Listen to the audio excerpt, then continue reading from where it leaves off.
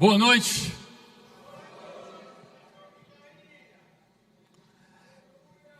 Que a graça e a paz do Senhor Jesus seja com todos nós, amém? Querido, que alegria que estamos aqui nesse lugar, que alegria que você tirou esse tempo para dedicar ao Senhor, para louvarmos a Ele, sermos ministrados pela Sua palavra.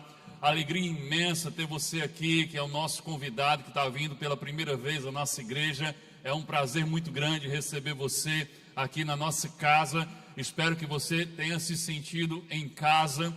E nós gostaríamos de pedir uma gentileza de você que está vindo a primeira vez. Se você puder, preencha o cartão Conexão. É um cartãozinho que está aí no bolso da cadeira na tua frente. Preenche, se identifica, dá a tua opinião. Principalmente como você foi acolhido, recepcionado aqui. E no final você pega esse cartão preenchido e entrega numa mesinha ali fora, ao lado de uma plaquinha que tem assim: é a sua primeira vez aqui. Tem umas irmãs lá para receber esse teu cartão preenchido e te presentear com uma lembrancinha muito especial, que é um símbolo da nossa alegria de ter recebido você aqui nesta noite. Então não deixa de preencher e não deixa de entregar o cartãozinho lá. Queridos, nós vamos continuar a nossa série de mensagens baseado no livro de Atos dos Apóstolos. O título da nossa série é A Ação do Espírito através da Igreja, porque a igreja começa quando o Espírito Santo é derramado sobre todos aqueles que creem em Jesus, e a partir daí começa o ministério do Espírito Santo. Por isso, a ação do Espírito através da igreja. Então, ao estudarmos o livro de Atos dos Apóstolos, nós estamos aprendendo como ser verdadeiros discípulos de Jesus e também como sermos igreja do Senhor. E tem sido um tempo precioso. Essa é a maior série que nós já ministramos aqui na igreja. Nós começamos em setembro do ano passado, estamos agora caminhando na reta final, e hoje nós vamos para a mensagem de número 31. 31. E o título da mensagem de hoje, ele aborda duas lições importantes. Aqui já está dando a dica do que a gente vai aprender hoje. O título da mensagem de hoje é: o ódio que aprisiona o coração e a conveniência que trai a verdade. Ódio que aprisiona o coração, conveniência que trai a verdade. Hoje nós vamos estudar e aprender lições preciosas no capítulo 25 do livro de Atos dos Apóstolos. Nós vamos ver apenas a primeira parte do capítulo. É por isso que é importante, e eu apelo a você que leia todo o capítulo em casa durante a semana. Estude esse capítulo, porque tem tantos tesouros aqui nesse capítulo que não tem tempo. Quando eu comecei a esboçar, tinham mais mensagens, mais lições, mas não dá tempo. Então, não se limite apenas ao que eu ensino aqui, mas leia a partir do que eu ensinei, leia e aprenda muito mais no teu tempo com Deus em casa. Vamos então para a leitura bíblica, que é a parte mais importante desta mensagem. Então dê a esta leitura, que é a palavra de Deus, toda a sua atenção e principalmente toda a sua reverência. Acompanhe a leitura na tela e use a sua imaginação para reconstruir a cena que está sendo narrada. Atos 25, versículo 1 ao versículo 12.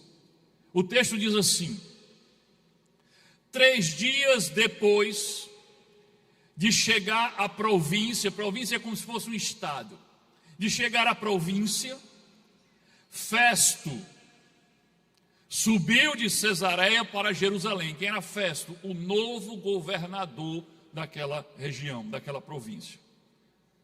Ele subiu de Cesareia para Jerusalém. Cesareia era a sede do governo, onde os chefes dos sacerdotes e os judeus mais importantes compareceram diante dele. Ele chegou em Jerusalém, essa turma compareceu diante dele, apresentando acusações contra Paulo. Meu Deus, que homem para ser perseguido. Parece que a gente está lendo a mesma história do capítulo 24, mas não se engane, não é a mesma história, são os mesmos acusadores, a mesma vítima, mas o governador agora é outro, o juiz é outro. Pediram a Festo o favor de transferir Paulo para Jerusalém, contra os interesses do próprio Paulo, pois estavam preparando uma emboscada para matá-lo no caminho. A mesma coisa. Eles já tinham tramado isso quando ele estava em Jerusalém. Foi por isso que o comandante Lísias o transferiu sob forte escolta de segurança para Cesareia. Agora eles estão com a mesma ideia. Armaram uma emboscada, solicitaram uma transferência de Paulo para, no caminho, matá-lo. O texto continua, versículo 4. Festo respondeu: Paulo está preso em Cesareia e eu mesmo vou para lá em breve. Desçam comigo alguns dos seus líderes e apresentem ali as acusações que têm contra este homem, se realmente ele fez algo de errado. Festo já sabia que Paulo era inocente. Tendo passado com eles 8 a 10 dias ali em Jerusalém, desceu para Cesareia e no dia seguinte convocou o tribunal e ordenou que Paulo fosse trazido perante ele. Versículo 7. Quando Paulo apareceu, os judeus que tinham chegado de Jerusalém se aglomeraram ao seu redor, fazendo contra ele muitas e graves acusações que não poderiam provar. Então Paulo fez sua defesa: nada fiz de errado contra a lei dos judeus, contra o templo ou contra César, que é o imperador romano. Festo, agora presta atenção, Festo, querendo prestar um favor aos judeus, olha a intenção de Festo, querendo prestar um favor aos judeus, perguntou a Paulo: você está disposto a ir a Jerusalém e ali ser julgado diante de mim acerca destas acusações? Você entendeu? Lembra que os judeus falaram com Festo lá em Jerusalém? Disse: transfira Paulo para cá, para ele ser julgado aqui.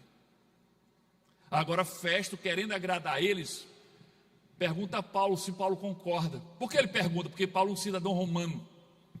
E o tribunal correto dele ser julgado era justamente ali, diante de um juiz romano.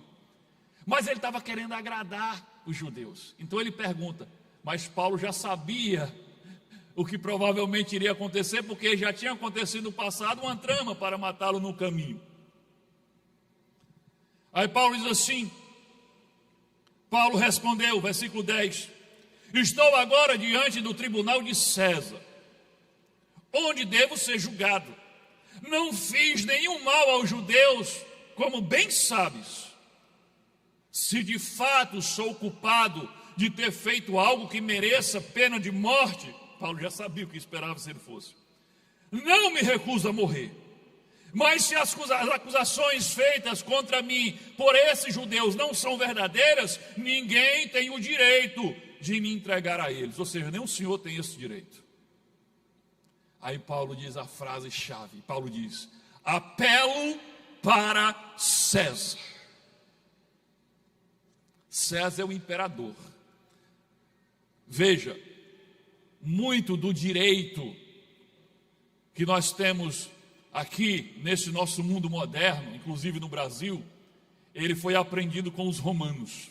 Os romanos tinham um sistema de leis e de direito e de julgamento muito sofisticado para a sua época.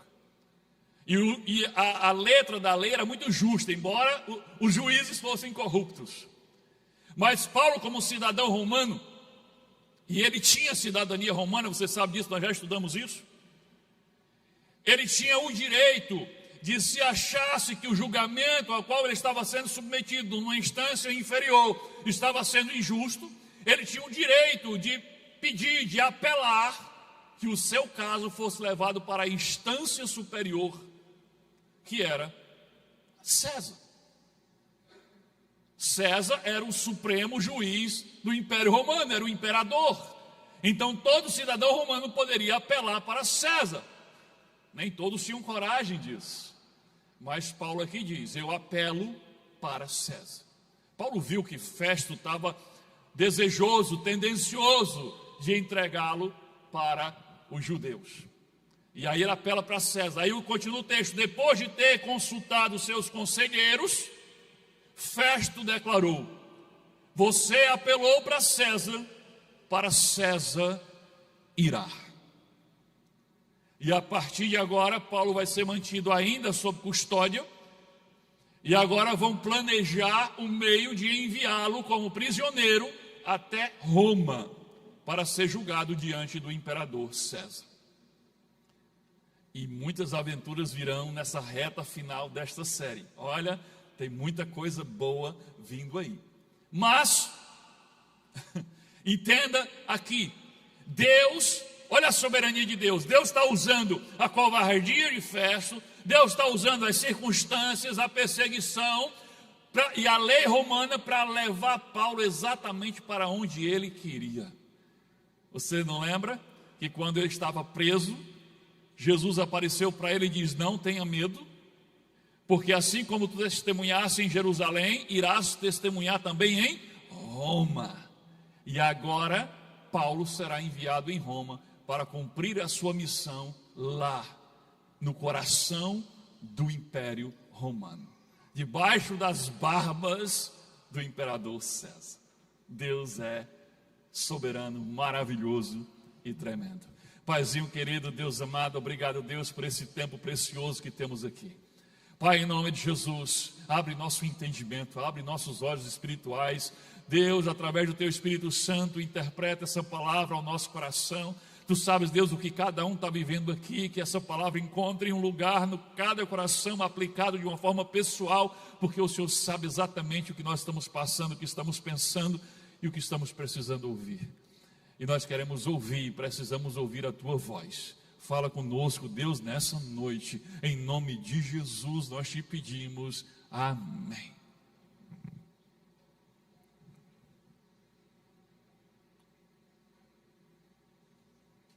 Qual o contexto aqui do capítulo 25? O cenário político mudou um pouco, mas a perseguição e a injustiça contra Paulo continua a mesma, absolutamente a mesma. No capítulo 24, o governador era outro, era Félix, não confunda, era Félix, agora é Festo. São duas pessoas diferentes. Félix, no capítulo 24, também havia julgado Paulo, promovido um julgamento. E nesse julgamento ficou nítido que Paulo era inocente e ele admitiu isso. Mas mesmo assim, para agradar os judeus, você escuta isso o tempo todo, para agradar os judeus que acusavam Paulo, Félix deixou Paulo preso por 2 anos. E foi embora, transferido, e deixou Paulo preso. Agora chega o novo governador Festo, e a primeira coisa, o primeiro ato dele já é promover um julgamento para Paulo. Ele herdou um prisioneiro inocente, faz um novo julgamento e percebe claramente que Paulo era inocente também. Mas ele liberta Paulo? Não, ele estava querendo, desejoso de entregar Paulo para os leões, para os judeus. E aí Paulo é obrigado a apelar para César, e Paulo continua preso. Que lições nós podemos aprender aqui com essa história, com essa primeira parte do capítulo 25 de Atos? Então pegue o seu esboço, complete a palavra que está faltando, mas não se limite a fazer só isso. Anote tudo que o Espírito Santo for falando com você, cada coisa, não perca nada, anote tudo. Porque cerca de 48 horas depois de você sair daqui, você já esqueceu 72% de tudo que você ouviu. Então não confie na tua memória, anota tudo, para depois você olhar e o Espírito Santo voltar a trabalhar com você. Primeira lição: o ressentimento é um veneno que não tem prazo de validade. O ressentimento é um veneno que não tem prazo de validade. Olha a cara desses senhores, eles estão completamente envenenados. Os líderes religiosos estavam completamente envenenados. E essa lição nós vamos aprender com eles. E para entendermos o peso do que está acontecendo aqui no início do capítulo 25 de Atos, nós precisamos olhar para o relógio dessa história. O capítulo anterior, 24, termina dizendo que passaram-se 2 anos. de que Félix tinha deixado Paulo preso. Querido, você faz ideia que são 2 anos. 2 anos passam voando, mas imagine 2 anos para alguém que está preso injustamente. São 2 longos anos. Então o texto começa dizendo: passaram-se 2 anos. 2 anos desde que o comandante Lísias arrebatou Paulo da mão dos judeus que queriam matá-lo lá em Jerusalém, prendeu ele e depois transferiu para Cesareia. 2 longos anos. 730 dias. 24 meses. Várias formas de mostrar como isso é um período muito grande. E durante todo esse tempo, Paulo esteve trancado em Cesareia, uma cidade que não era Jerusalém, ficava à parte. Paulo ficou fora de circulação, longe das sinagogas judaicas, longe dos olhos de todos os sacerdotes e líderes religiosos que o odiavam. 2 anos e eles não colocaram os olhos em Paulo, não ouviram a sua voz. E a lógica humana nos diria: com o tempo, a poeira baixa, não é assim? Com o tempo, a poeira baixa, a raiva passa, o ódio cessa. Dizem que o tempo cura todas as feridas, não é? Afinal de contas, não é isso? Mas o capítulo 25 de Atos mostra que isso não é verdade. Não, o tempo não cura o ressentimento, nem o ódio. Ele só fermenta, torna mais tóxico, mais venenoso ainda, mais destrutivo. Observe a urgência doentia que aqueles líderes religiosos tinham em se vingar de Paulo. Vamos relembrar aí, o versículo 1 ao 3 diz assim, coloca na tela: 3 dias depois de chegar à província, Festo, que era o novo governador, subiu de Cesareia para Jerusalém, onde os chefes dos sacerdotes e os judeus mais importantes já compareceram diante dele, apresentando acusações contra Paulo. Pediram a Festo o favor de transferir Paulo para Jerusalém, contra os interesses do próprio Paulo, pois estavam preparando uma emboscada para matá-lo. Ele sabia que com o governador antigo já tinha dado o que tinha dado, ele não conseguiu mais nada. Mudou o governador e eles já tinham tudo esquematizado. Agora atente para isso. 3 dias. Gente, só fazia 3 dias que o novo governador tinha tomado posse do seu cargo. 3 dias. O cara não tinha nem desfeito as malas direito ainda. 3 dias. E aí ele decide sair de Cesareia, que era a sede do governo, para ir a Jerusalém, que era a cidade mais importante. Ele foi lá prestigiar Jerusalém como novo governador. E quando ele chega lá, quem é que já estava na porta dele, em Jerusalém? E já estavam com a trama toda montada? Os líderes religiosos já estavam lá. O que é que eles queriam na porta do governador tão cedo, tão urgente? Eles queriam dar as boas-vindas ao governador. Não. Eles queriam Paulo. Eles chegam na porta do governador com a barba verde escorrendo no canto da boca, ódio no coração, e eles querem Paulo. Transfere ele para cá. 24 meses se passaram e o ódio deles não diminuiu em nada. A sede de vingança deles estava intacta. Paulo esteve 2 anos longe dos seus olhos, mas sempre presente na mente deles todos os dias. Agora atente para essa verdade chocante, que embora ela esteja explícita em todo o texto, a gente passa direto e não para pensar. O que é chocante aqui é a identidade desses homens que odiavam tanto. O texto deixa claro qual era a identidade deles. Quem eram esses homens? Os líderes religiosos, os chefes dos sacerdotes, os judeus mais importantes. Era essa turma. Você entende como isso é chocante? Ou você não parou para pensar nisso? Estes, meus amados, estes eram os homens que ministravam no templo. Estes eram os homens que pregavam no templo. Eles conheciam a palavra de Deus como ninguém naquela nação. Eles davam aula de catequese do Antigo Testamento, dos 10 mandamentos, do Pentateuco. Eles conheciam o mandamento que dizia: não dirás falso testemunho contra o teu irmão. Mas eles não só davam falso testemunho, como eles recrutavam falsas testemunhas para acusar Paulo de crimes que não cometeu diante de um tribunal. Isso é chocante. Eles davam aula sobre o mandamento que diz: não matarás. Mas já é a segunda vez que o texto diz que eles armaram um arapuca, uma emboscada, a fim de matar Paulo.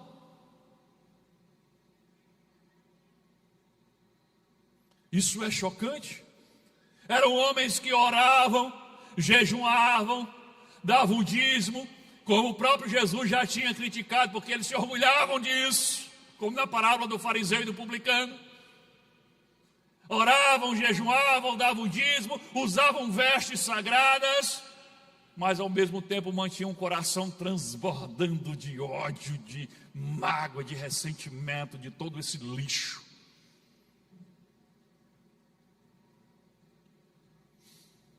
Querido, o ódio, o ressentimento, a mágoa é algo tão sério que é capaz de nos cegar completamente. Cegar ao ponto de fazer com que homens leiam a Bíblia de manhã, orem em jejum à tarde e à noite trame a morte de um irmão seu.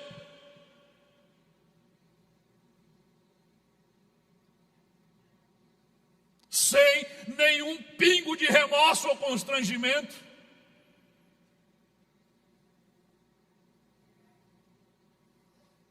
O ressentimento, o ódio, a mágoa é algo tão doentio que ele nos deixa completamente loucos, sem juízo.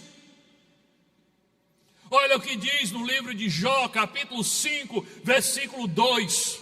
Diz assim, ficar desgostoso e amargurado é loucura, é falta de juízo que leva à morte.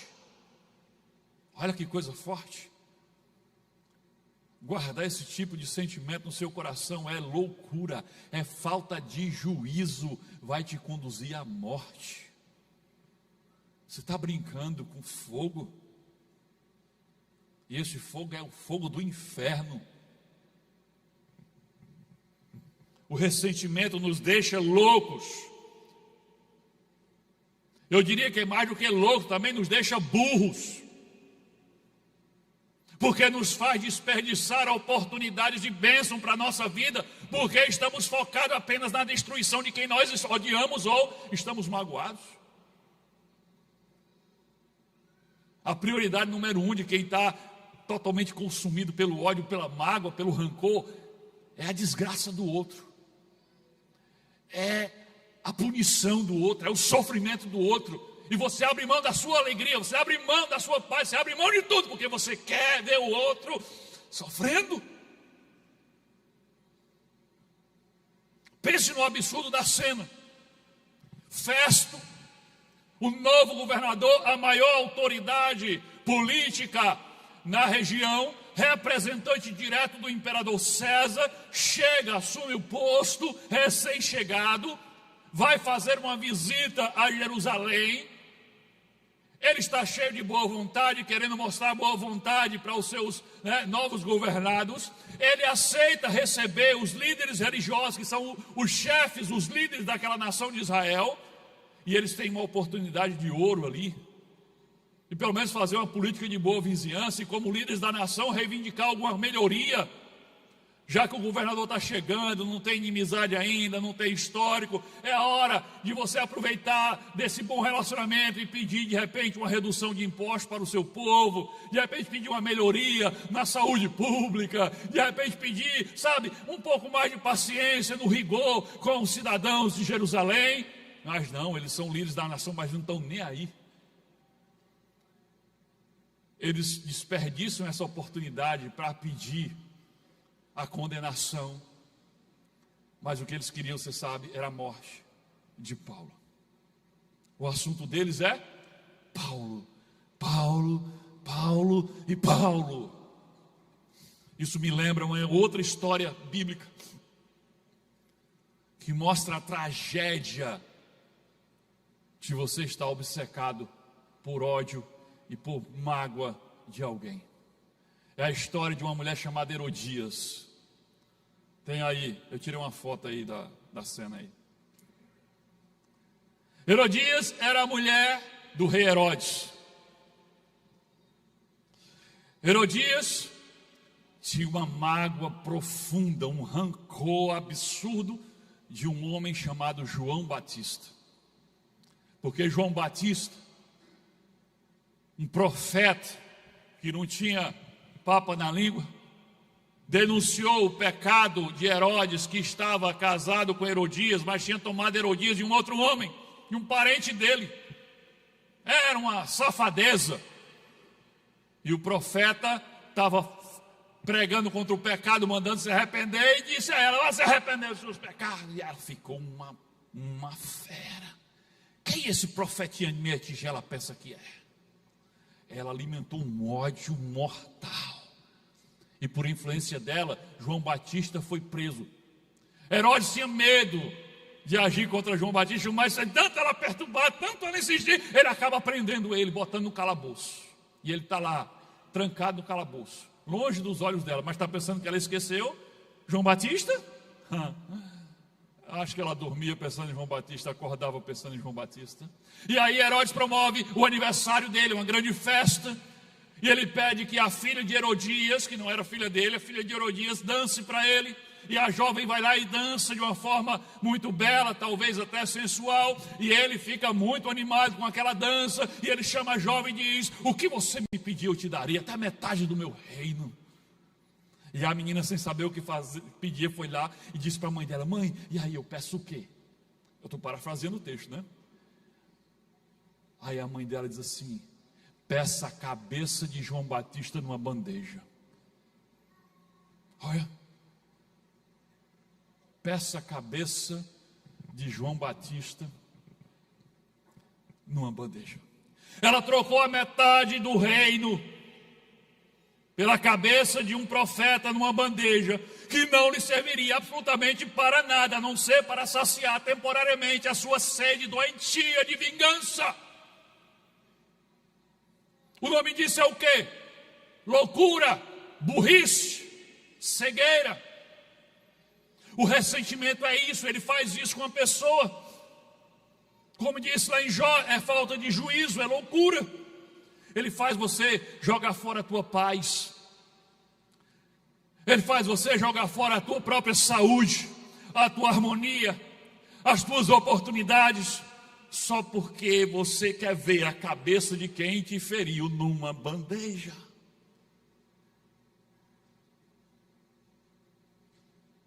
Você abre mão da tua vida, você abre mão dos projetos, você abre mão de viver, porque você agora tem um objetivo: fazer aquele miserável pagar pelo que ele disse, pelo que ele fez.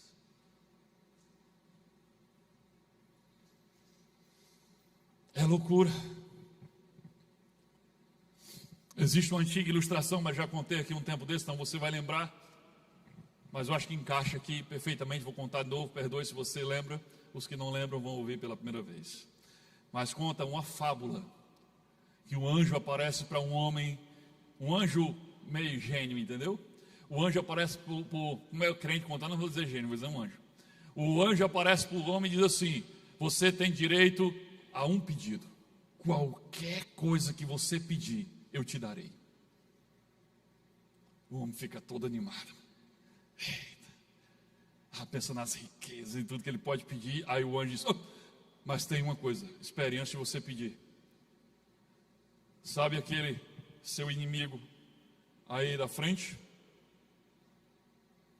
Tudo que você pedir para você, você receberá, mas ele receberá o dobro."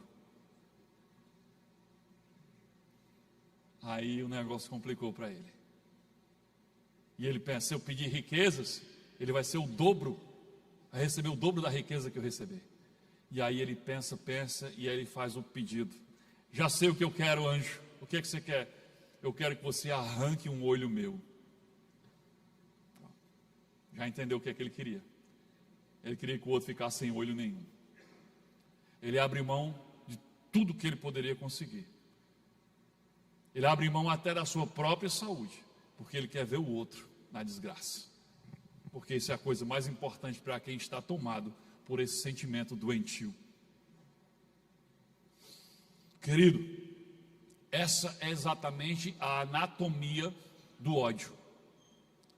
Para o coração amargurado, é mais importante prejudicar o alvo da sua amargura do que buscar a sua própria felicidade. É mais importante ver o outro sofrer do que você ser feliz. Você nem consegue ser feliz se o outro estiver feliz. Uma outra característica terrível do ódio, do ressentimento, da mágoa,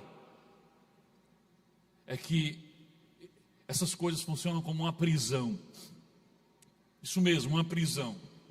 O ressentimento é uma prisão que você constrói para os outros, mas que quem fica preso de verdade nela é você. Quem era o verdadeiro prisioneiro de Atos 25?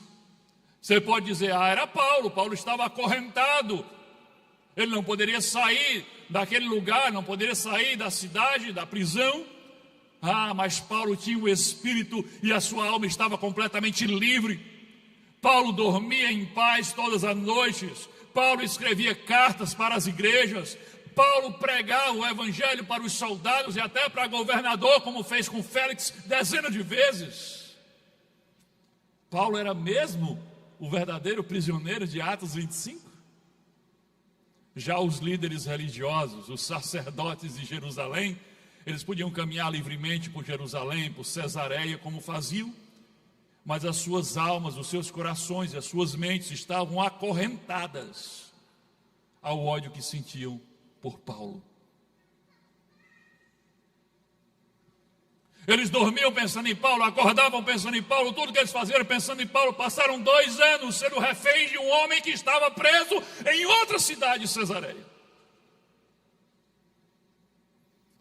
Certa vez um ex-presidiário disse a seguinte frase, coloca a imagem aí para ilustrar. O ex-presidiário disse o seguinte, ele diz: os guardas são mais presos do que os presos. E quando perguntaram a ele: que ideia é essa, que loucura é essa? Eles vão explicar. Ele disse: enquanto os presos ficam em celas de 3 por 4, os guardas ficam em guaritas de 1,5 por 1,5. Os guardas têm que ficar de pé o tempo todo, alerta o tempo todo, não podem dormir, não podem descansar, não podem fechar os olhos. Mas o preso pode dormir, tem direito a dar um passeio no pátio, tomar um banho de sol, pode conversar, pode ler, pode ficar sossegado. Mas o guarda não. O guarda não. E aí você pode dizer: essa ilustração é furada, porque o guarda no final do expediente, ele vai para casa livre. Você tem razão, o guarda do presídio vai para casa no final do expediente, mas o guarda do ódio, da prisão do ódio, nunca descansa. Nunca tem folga. Nunca. Ou seja, você constrói uma prisão com o seu ódio, com a sua amargura, com o seu rancor. Para prender alguém, você diz: vou massacrar você com o meu ódio, com o meu ressentimento. Mas o outro está seguindo a vida dele lá de boa.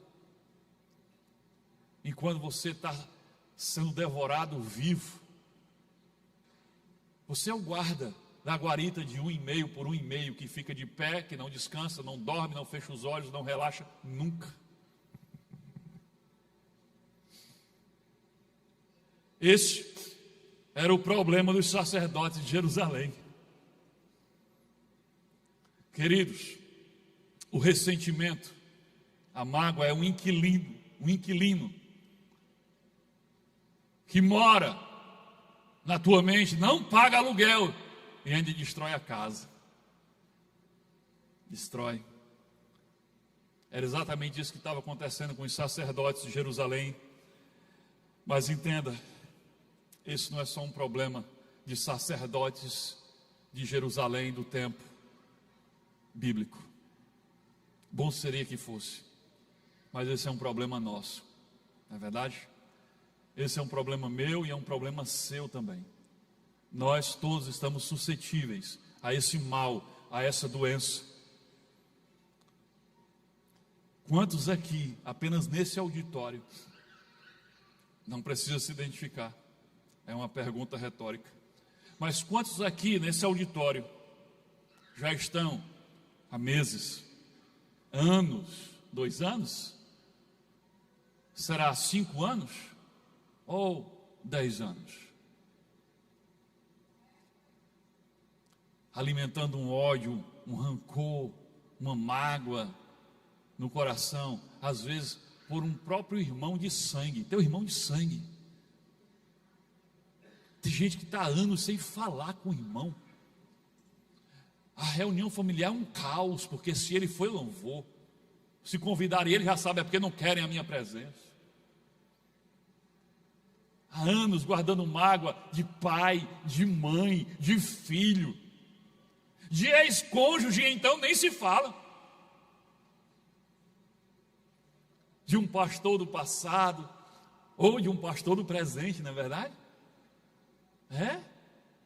Pensa num caba fácil de ser alvo do desgosto das pessoas. Ele não podia ter falado assim comigo, ele não podia ter me exortado daquele jeito. De repente eu sou o teu prisioneiro, ou um pastor do teu passado, ou um facilitador do teu PGM, ou um supervisor. Percebe como esse problema é nosso? Assim como os sacerdotes, às vezes nós somos pessoas que viemos à igreja, levantamos as mãos, adoramos o Senhor, entregamos a oferta, mas mantemos um coração transbordando de ódio, de rancor, de mágoa, de ressentimento por alguém. O apóstolo João,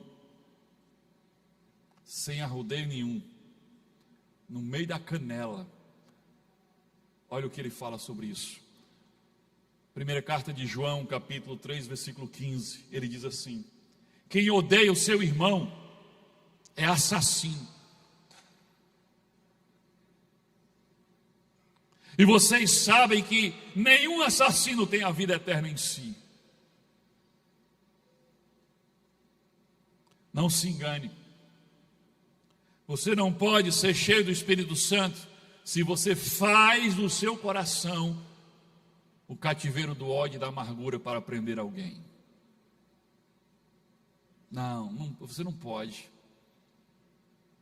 Mas como tem crente fazendo isso? Você está bebendo veneno, meu amado, esperando que o outro morra, mas quem está morrendo é você. Lembra do que de Jó? É loucura, é falta de juízo e leva à morte. Você está bebendo veneno e esperando que o outro morra. Mas quem está morrendo é você, morrendo emocionalmente e principalmente morrendo espiritualmente, porque nada te afasta mais de Deus do que o rancor, o ressentimento.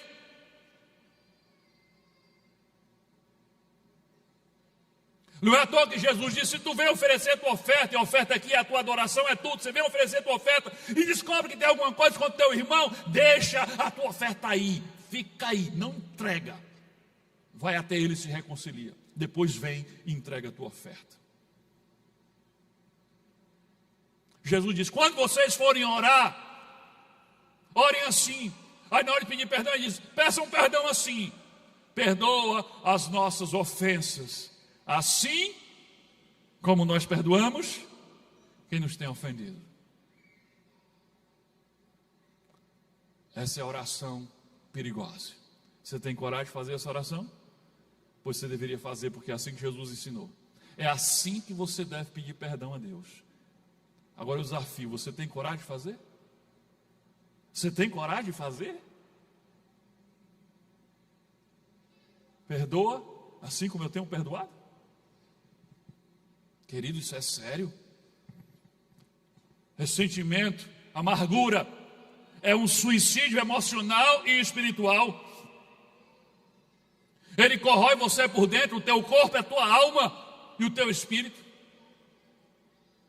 Eu vou ler para vocês aqui um testemunho real, contado por um pastor americano. Aqui não é fábula, aqui é história real. Eu vou ler e quero que você só escute e acompanhe essa história. O pastor conta assim, ele diz: poucos anos atrás, eu estava falando em Clear Lake, Califórnia, numa pequena igreja de madeira, era um lugar bem simples, para cerca de 70 pessoas. Num sábado, visitei uma pessoa que estava paralisada da cintura para baixo.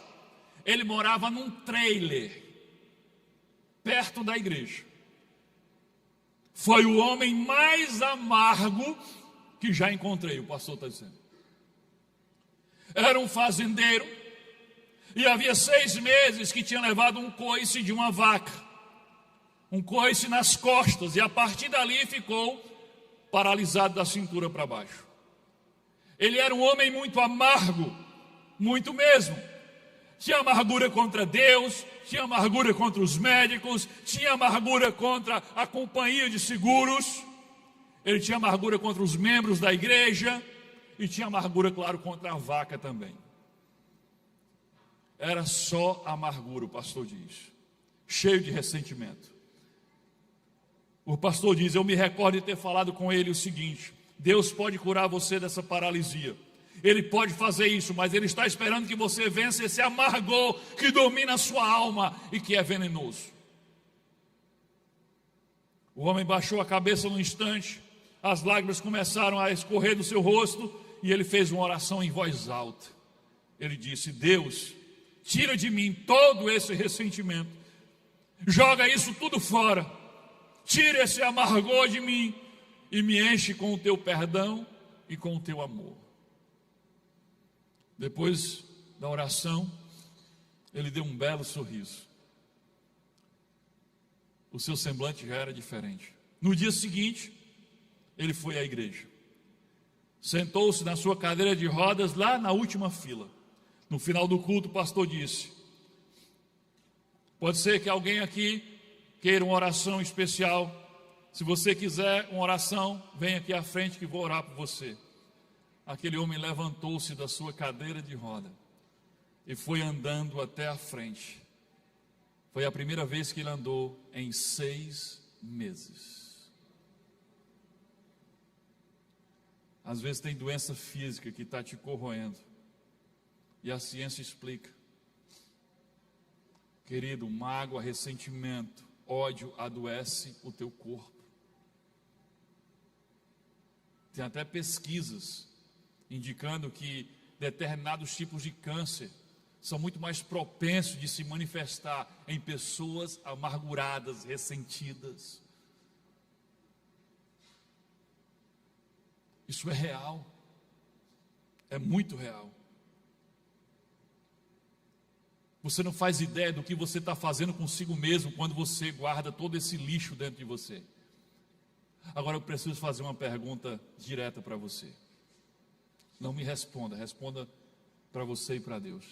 E vai ser fácil responder. A pergunta é: quem é o Paulo da sua história? Entende o que eu quero dizer com isso? Porque o Paulo dos sacerdotes era quem? Era um homem por quem eles tinham profundo ódio, amargura e ressentimento. Paulo era o homem que, se eles ouviam apenas pronunciar o nome, o seu estômago já revirava. Eu pergunto: quem é o Paulo da sua vida? Ou os Paulos da sua vida? E não é difícil responder, você já deve estar pensando nele desde que eu li o enunciado dessa primeira lição. Porque você pensa nele o tempo todo. Você não está procurando, você já sabe quem é. Ele já está aí. Ou eles já estão aí na tua mente desde que a gente começou. Você está pastorando esse prisioneiro há quanto tempo? Hein? Há meses? Há anos? Ou há décadas? Talvez ele nem saiba que é seu prisioneiro, sabia disso?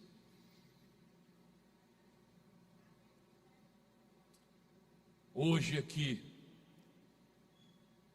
o Espírito Santo está falando com todos nós, e Ele está nos mandando claramente soltar todos os nossos prisioneiros. É isso que o Espírito Santo está dizendo para cada um de nós aqui: soltem os seus prisioneiros. Abram as grades, quebrem os cadeados, joguem fora as correntes, soltem os seus prisioneiros.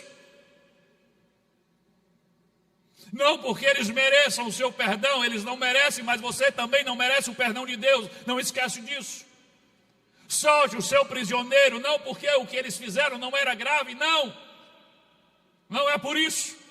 Solte o seu prisioneiro, essa é a ordem do Espírito Santo para você, sabe por quê? Porque Ele quer que você saia daqui hoje livre, porque na verdade o prisioneiro é você.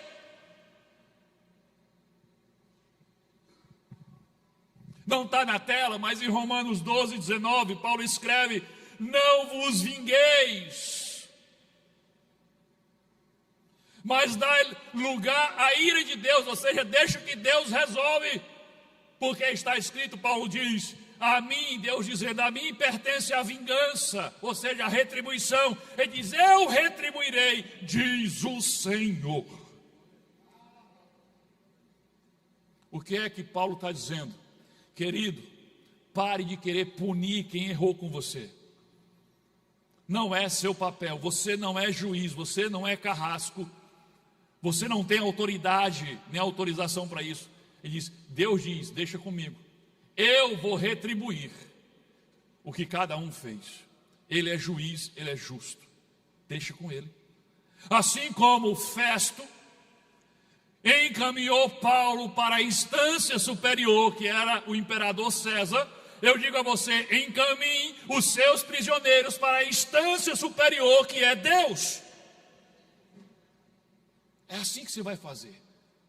Você vai abrir a cela e vai dizer, você está entregue a Deus. Entregue os seus ofensores a Deus. Deixa Ele resolver. Ah, mas se Deus for misericordioso com ele.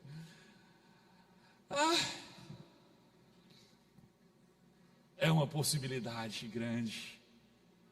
Mas deixa eu dizer uma coisa para você. O que Ele fez contigo nunca ficará impune. Porque quando Deus for misericordioso com ele, sabe o que acontece? É porque ele creu em Jesus. E quem pagou o erro dele contigo foi Jesus na cruz. Igual pagou os teus erros com os outros também. Compreende isso? Impune não vai ficar, porque Cristo pagou. Se ele apelar para Cristo, como Paulo apelou para César, se ele apelar para Cristo, sim, ele vai receber a graça como você recebeu. Mas não estará impune o que ele fez, porque Cristo já pagou na cruz do Calvário. A cruz é o único lugar onde a sede de justiça pode ser saciada. A cruz é o lugar onde o ressentimento morre. É lá que você entrega os seus prisioneiros. E é lá que finalmente você pode sair andando livre. Então, querido, liberte todos os seus prisioneiros hoje mesmo. A segunda lição.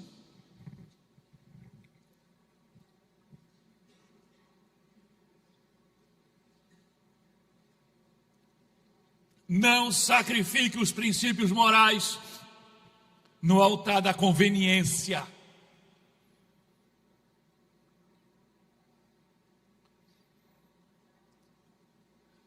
O nosso personagem agora é Festo, o governador. O versículo 9 de Atos 25 expõe a alma de Festo, mas também expõe o nosso calcanhar de Aquiles. Atos 25, 9 diz: Festo, querendo prestar um favor aos judeus, ele era juiz, mas ele estava querendo prestar um favor aos judeus, perguntou a Paulo: você está disposto a ir a Jerusalém e ali ser julgado diante de mim acerca destas acusações? Como juiz, ele não estava interessado em ser justo, ele não estava interessado em ser imparcial, ele estava interessado em quê? Em agradar os judeus. E você pode estar pensando: pastor, eu já estou invocado com esse negócio, agradar judeu, agradar judeu, agradar judeu, o tempo todo esse negócio de agradar judeu. Aí você deve estar pensando assim: eu não entendo.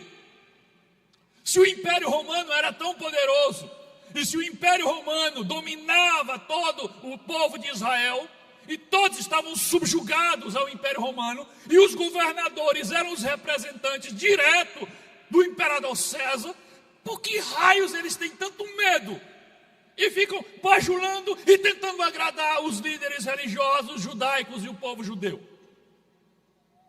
Parou para pensar nisso? Por quê? Porque ele não botou lá para arrebentar logo e acabou-se? A resposta é uma: conveniência. E eu vou te explicar o que isso significa. Conveniência política. Porque judeus, que era o povo que eles governavam naquela província, judeus felizes, são judeus que não faziam tumulto, que não faziam protestos, que não se levantavam contra as ações do império. Então, manter o povo satisfeito e feliz era o mesmo que garantir paz na sua província e longevidade no seu cargo de governador. O imperador César tinha uma política de tolerância zero com governadores que não eram capazes de controlar o povo das províncias que eles governavam. Porque o império temia tumultos. Porque começa um tumulto, começa um protesto, aquilo pode sair do controle, virar uma revolução e o império pode cair. Se as outras províncias verem que o povo de uma província está se rebelando, eles criam coragem para se rebelar também e todo o império pode cair. Então a ordem é: a qualquer tumulto que aparecer, vá lá e acabe rapidamente. Mas o objetivo é: não deixe surgir tumulto. Então eles faziam de tudo para evitar tumultos. Por isso eles agradavam os líderes religiosos, porque os líderes manipulavam o povo. Era conveniência, porque deixar aqueles judeus felizes, agradar os judeus, era manter a sua cabecinha em cima do seu pescoço, porque o imperador mandava matar, às vezes, um governador que falhava em controlar o povo da sua província. Então era puro interesse, era conveniência, era manter o seu cargo, era manter a sua cabeça sobre o seu pescoço, era manter seus privilégios. Festo sabia que Paulo era inocente, ele conhecia a verdade sobre aquele caso e sobre Paulo, mas a verdade para um homem que vive de conveniência é apenas um detalhe descartável. Se para preservar o seu posto, para salvar a sua pele, era necessário tratar o inocente como culpado e o homem íntegro como um bandido, então ele fazia sem nenhum pingo de peso na consciência. E Festo não foi o primeiro a fazer isso, nem o último. Isso era uma tradição entre os governadores romanos que governavam aquela província. Quem não lembra do governador Pilatos? Tem uma imagem aí. Pilatos, por 3 vezes, analisando o caso de Jesus, diz: eu não vejo nele crime algum. Mas os judeus diziam: crucificam, crucificam. Ele mandou dar uma surra em Jesus. Diz: quem sabe depois que eles verem ele todo dilacerado pelo chicote, aí a sede de vingança deles, de ódio deles, vai diminuir. Não, crucificam, crucificam. Aí ele diz: traga aqui água. Aí ele lava as mãos e diz: as minhas mãos estão limpas do sangue desse inocente. Mas as mãos nem tinham secado, ele já estava entregando Cristo para ser crucificado. Por quê? Agradar o povo. Conveniência. Salvar a própria pele. Isso aconteceu com Festo. Isso aconteceu com Félix, que manteve Paulo por 2 anos preso, sabendo que ele era inocente, também para agradar os judeus. Mas não se apresse em apontar o dedo para os governadores romanos.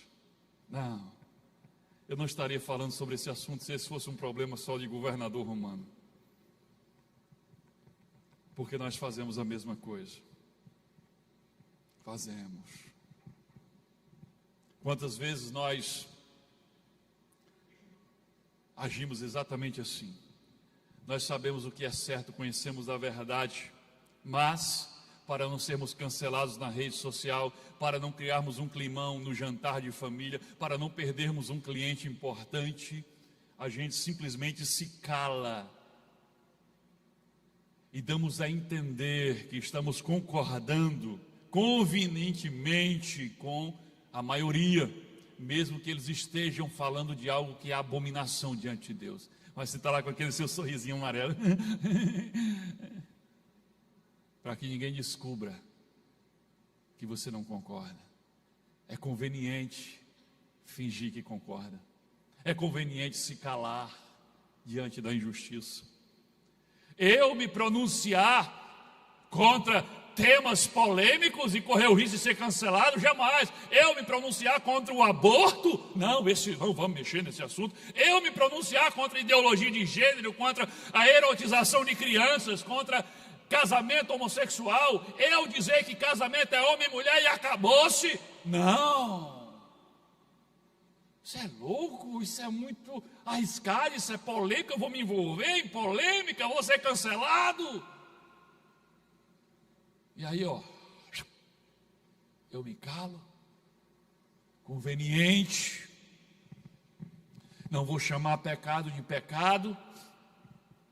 E se alguém chegar dizendo que todos os caminhos levam ao céu, que todos os caminhos levam à salvação, que todas as religiões levam para a salvação, eu vou sorrir. Eu não vou dizer que só Jesus é o caminho. Isso é radical demais. Eu não vou dizer que qualquer outro caminho que promete levar para o céu está, na verdade, levando para o inferno. Ah, não, isso é louco, eu vou dizer um negócio desse. Conveniência? Conveniência. Vou manter todo mundo à minha volta gostando de mim. Será que nós somos tão diferentes dos governadores romanos, hein?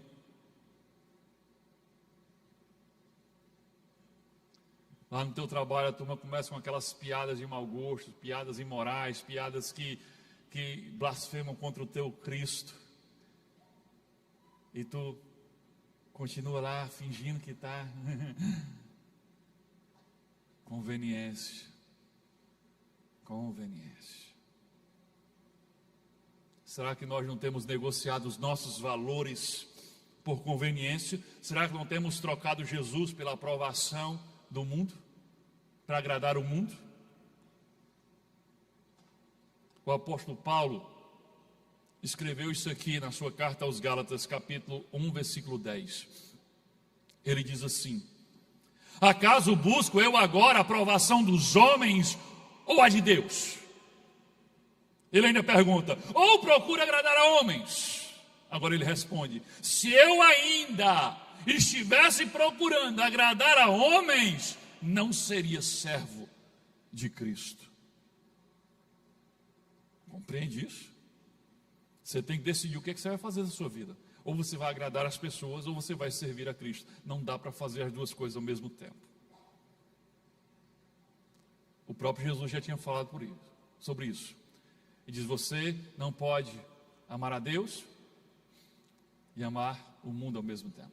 Você não pode servir a dois senhores. Porque você amar um, aborrece o outro. Você não pode servir a dois senhores.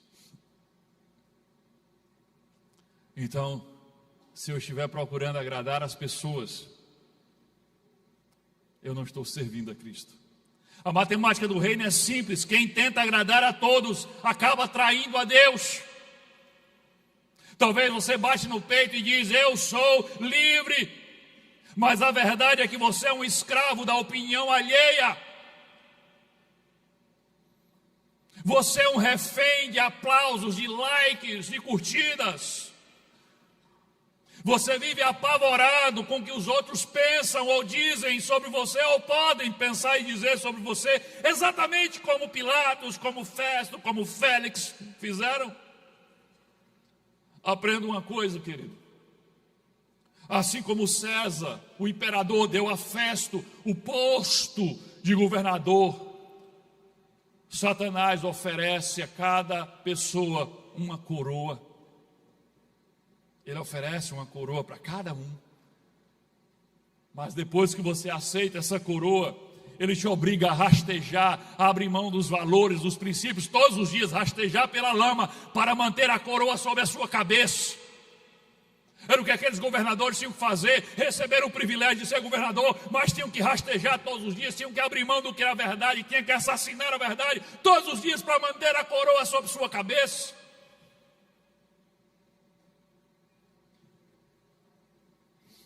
A igreja de Cristo não foi chamada para agradar o mundo, mas para salvá-lo.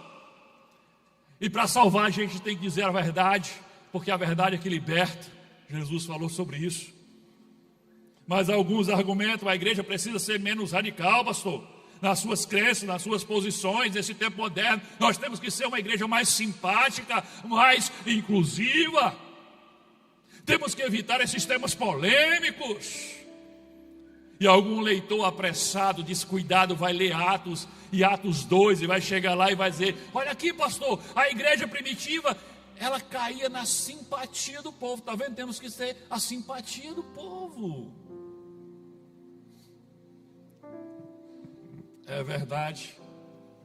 A igreja primitiva caiu na simpatia do povo.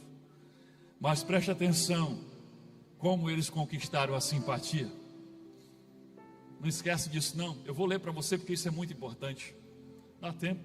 Atos 2, 42, 47. Olha o que a igreja fez para ganhar a simpatia do povo. Eles se dedicavam ao ensino dos apóstolos e à comunhão, ao partir do pão e às orações. Todos estavam cheios de temor e muitas maravilhas e sinais eram feitos pelos apóstolos.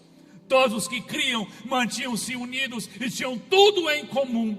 Vendendo suas propriedades e bens, distribuíam a cada um conforme a sua necessidade. Todos os dias continuavam a reunir-se no pátio do templo, partiam o pão em casas e juntos participavam das refeições com alegria e sinceridade de coração, louvando a Deus e tendo a simpatia do povo.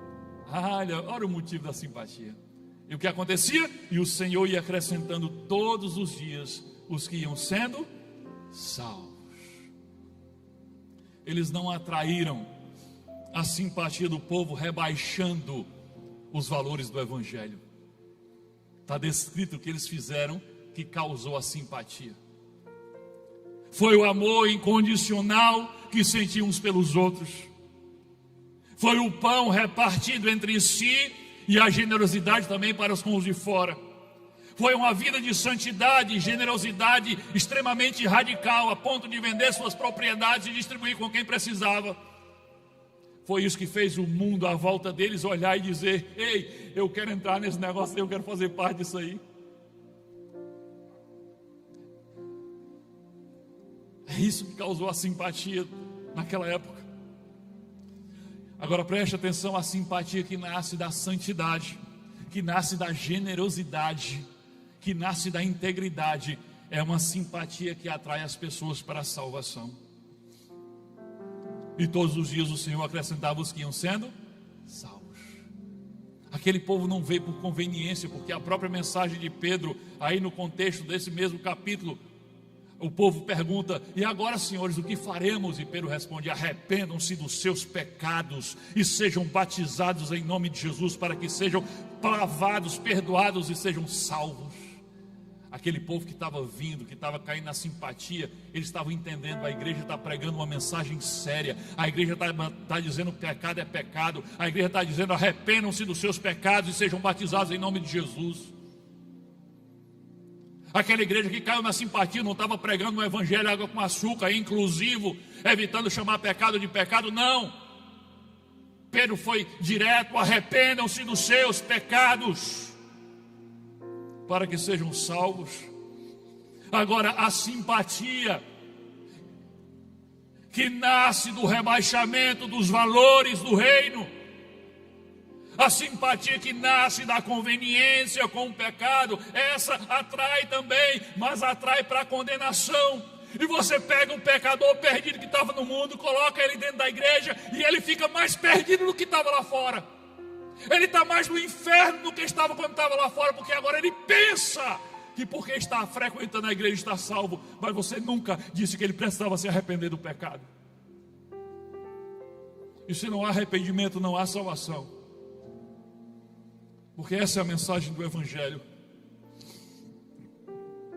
Querido, se for preciso cair em desgraça com o mundo para permanecer em graça diante de Deus, então faremos isso.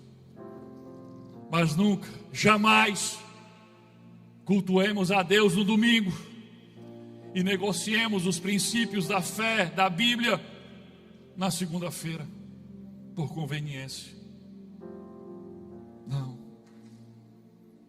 Não sejamos, queridos, cristãos de conveniência, cristãos que obedecem quando é conveniente, que se posicionam quando é conveniente, que fazem o certo quando lhe é conveniente. Não sejamos cristãos de conveniência. Deus está procurando pessoas, servos como o apóstolo Paulo, homens e mulheres íntegros, com valores inegociáveis. Meus amados, para concluir, aleluia, para concluir, eu quero dizer que Festo sabia a verdade, Félix sabia a verdade, Pilatos também conhecia a verdade, e mais do que os outros, Pilatos esteve diante da verdade encarnada que era Jesus. Mas os três escolheram o mesmo caminho, escolheram dobrar os joelhos e rastejar diante da conveniência e traíram a verdade. Agora me diga, quando chegar ao final da sua história, de que forma você quer ser lembrado? Como alguém que negociou tudo para ser aceito por todos? Ou como alguém que foi capaz de renunciar a tudo para não trair a verdade, para não se voltar contra Cristo? Paulo perdeu a sua liberdade terrena. Perdeu. Nós estamos lendo o tempo todo Paulo preso, Paulo julgamento, Paulo preso o tempo todo, e no próximo domingo ele está preso, depois no outro domingo ele está preso de novo, você vai ver ele preso direto, vai terminar o livro de Atos, ele está preso. Ele perdeu a sua liberdade, mas Pilatos, Félix e Festo perderam a eternidade. Como disse o próprio Jesus, de que adianta o homem ganhar o mundo inteiro e perder a sua vida eterna, perder a sua alma? O que adianta você sair na conveniência do mundo, negociando seus valores, rebaixando-se, rastejando para agradar a todo mundo em busca de ganhar o mundo e perder a sua eternidade?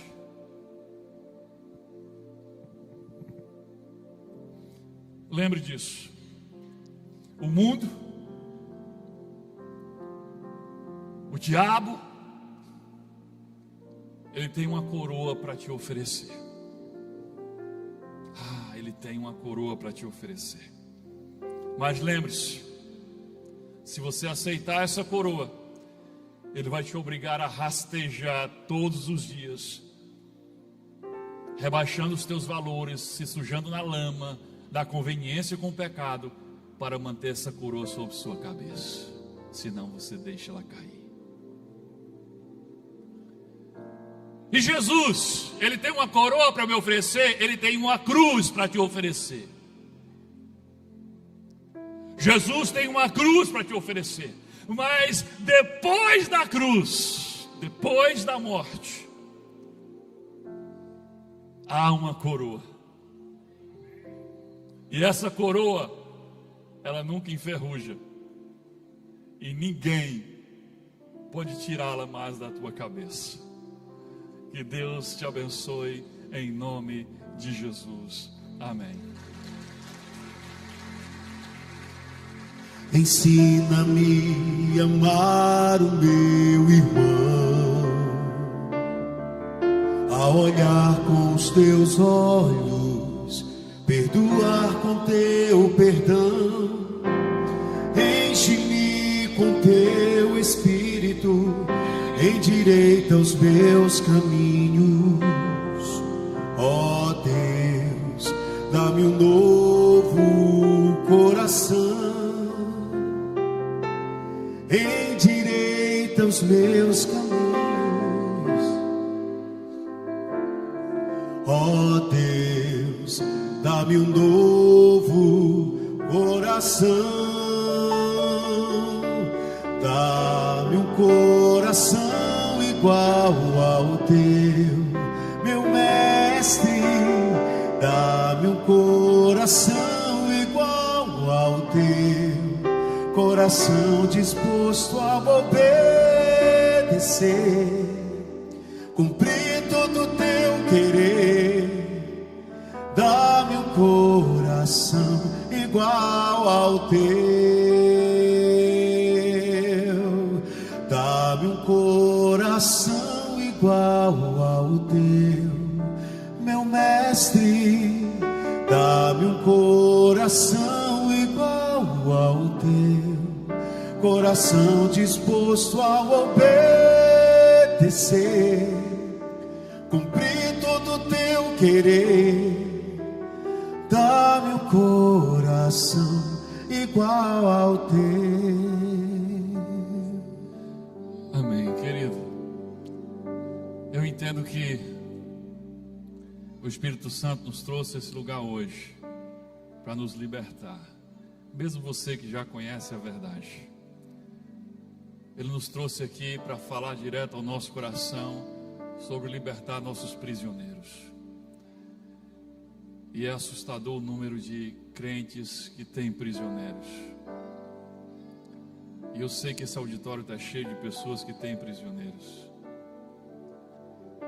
E hoje eu não estou com um prisioneiro porque eu soltei. Se não vigiar, daqui a pouco eu estou com um prisioneiro também.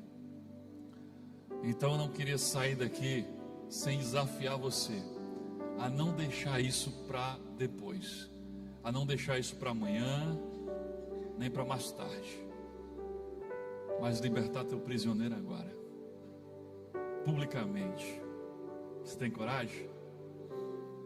Se você tem coragem, se o Espírito Santo falou com você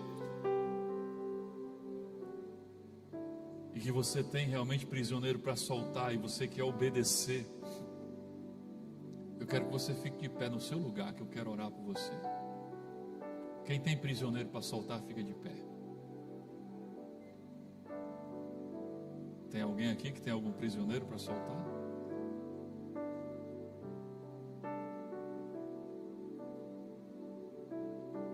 Você vai continuar com ele preso, né?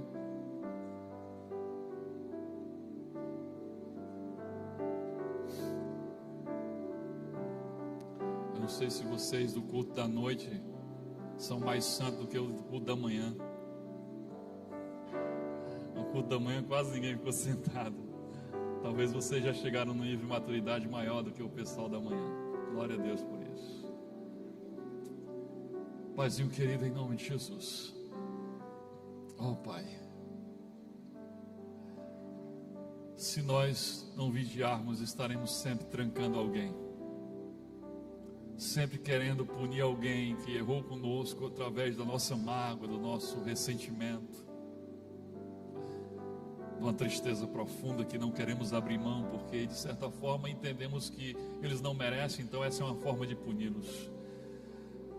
Mas Deus, aprendemos que isso é veneno que nos mata, que nos adoece, que nos paralisa e que, acima de tudo, interrompe a nossa intimidade contigo, a nossa relação contigo.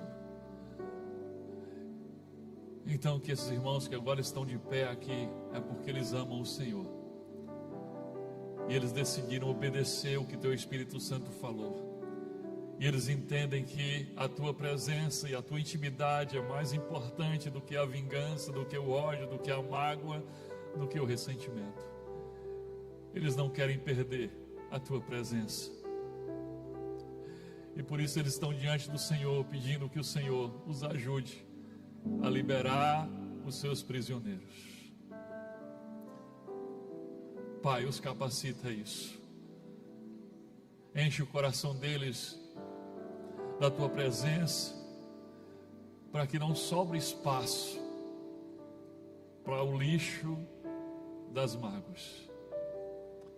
Oh Deus, nos ajuda a amar os nossos irmãos, nossos amigos e até os nossos inimigos, como teu filho nos ensinou. Porque às vezes nós até temos obedecido a parte de amar os nossos amigos, mas nós odiamos os nossos inimigos. Tem misericórdia de nós, Deus, e nos capacita a obedecer.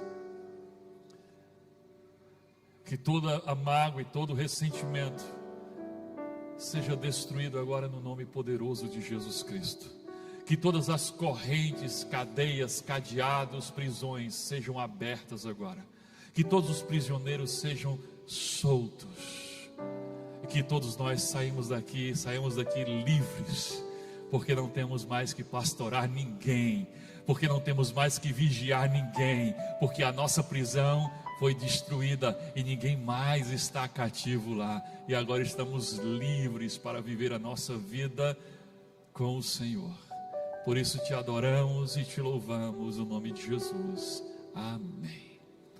Poder sentar, queridos. Agora você que está aqui e que não é discípulo de Jesus, Deus te oferece o perdão dele. Você não merece, ninguém merece, mas ele te oferece de graça, pela graça, por meio de Jesus. Ele pagou na cruz a dívida pelo teu pecado, e ele está te oferecendo este pagamento. Se você crê em Jesus, como diz a palavra em João 3,16, o próprio Jesus falou: porque Deus amou o mundo de uma tal maneira que deu o seu Filho unigênito, para que todo aquele que nele crê, veja, não é para todo apenas, é para todo aquele que nele crê, não morra, mas tenha vida eterna. Você crê em Jesus? Você quer recebê-lo como teu Senhor e Salvador? Você quer se tornar discípulo de Jesus nessa noite e ter a sua dívida perdoada, o teu pecado perdoado? Você quer viver com Ele, para Ele e segui-lo? Se essa é a tua decisão nessa noite, ore comigo. Diga assim: Senhor Deus, em nome de Jesus, eu admito que sou pecador e que não posso pagar pela dívida do meu pecado. Por isso eu aceito o pagamento que fizeste por meio do teu Filho. Eu aceito e reconheço que preciso do teu perdão, da tua graça e da tua misericórdia.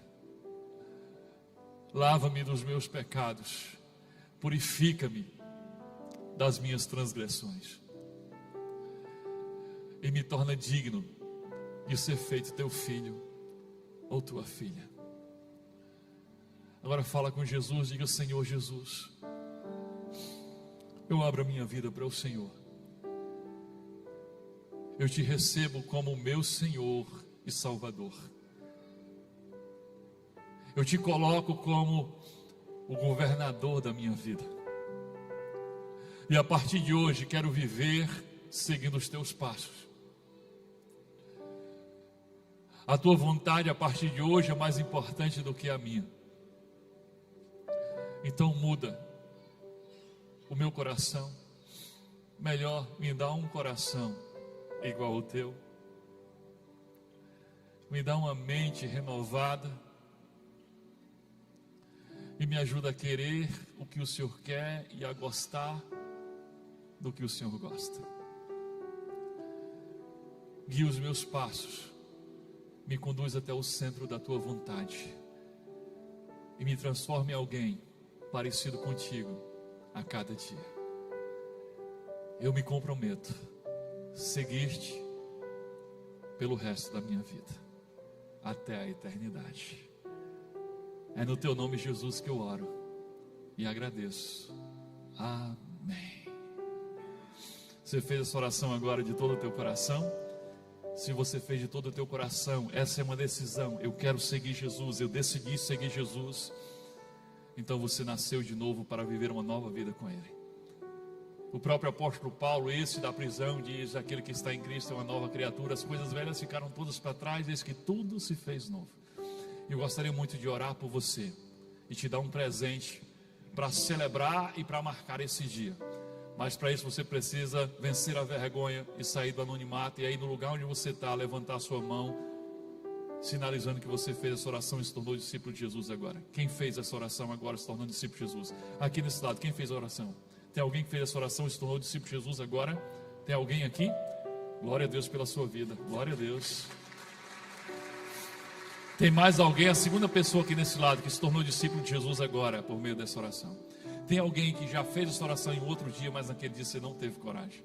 Ou fez essa oração em casa, mas você está sentindo: eu quero dizer isso para todo mundo. Tem alguém aqui nessa situação? Aqui no meio. Alguém que fez oração hoje ou fez em outro dia e hoje quer publicar isso? Tem alguém? Levante sua mão. Aqui no meio, tem alguém? Nessa fila do meio? Não? E aí nesse lado? Quem aí fez oração e se tornou discípulo de Jesus agora? Ali, glória a Deus, glória a Deus, glória a Deus.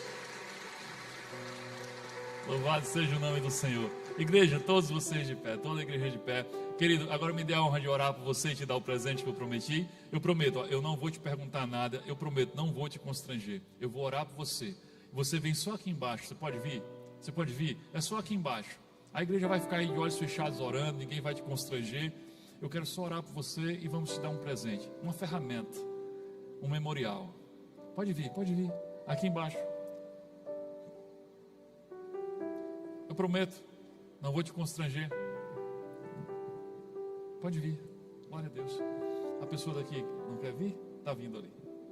Recebe ela ali. Glória a Deus, querido, pode vir. Glória a Deus, glória a Deus. Glória a Deus pela vida de vocês. E põe as mãos aqui na direção deles, queridos. Vamos orar por eles. Ó Paizinho querido, Deus amado, graças te damos, Deus, por essas vidas preciosas que estão aqui, porque elas foram alcançadas pelo Teu Espírito Santo, que conduziu esta palavra até o coração delas. O Senhor foi que as convenceu de que elas precisavam de um Salvador. O Senhor foi que olhou para dentro delas e fez com que elas enxergassem a si mesmo com os Teus olhos. O Senhor, Deus, foi quem fez esta obra agora. Te louvamos, Deus, e pedimos que a Tua palavra, que é viva e eficaz, se cumpra sobre eles agora. E que o Teu Espírito Santo seja derramado sobre eles, e que eles sejam cheios do Teu Espírito Santo. Mas para isso, tudo que há neles que não Te agrada, que não faz parte da Tua vontade, seja também retirado. Que eles sejam esvaziados daquilo que o Senhor não concorda, e eles sejam cheios da Tua presença. Que toda cadeia, corrente, prisão, grade que o diabo tenha colocado na vida deles em algum momento da vida deles, mesmo que esteja profundamente escondido, seja agora destruído em nome de Jesus. Que as correntes caiam, que as grades se sumam, que todas as prisões, que todos os vícios, que todos sejam também alcançadas pelo Teu amor e pela Tua graça. Nós oramos assim, Deus, nós Te louvamos e Te agradecemos no nome precioso e poderoso de Jesus. E a igreja diz: amém, glória a Deus.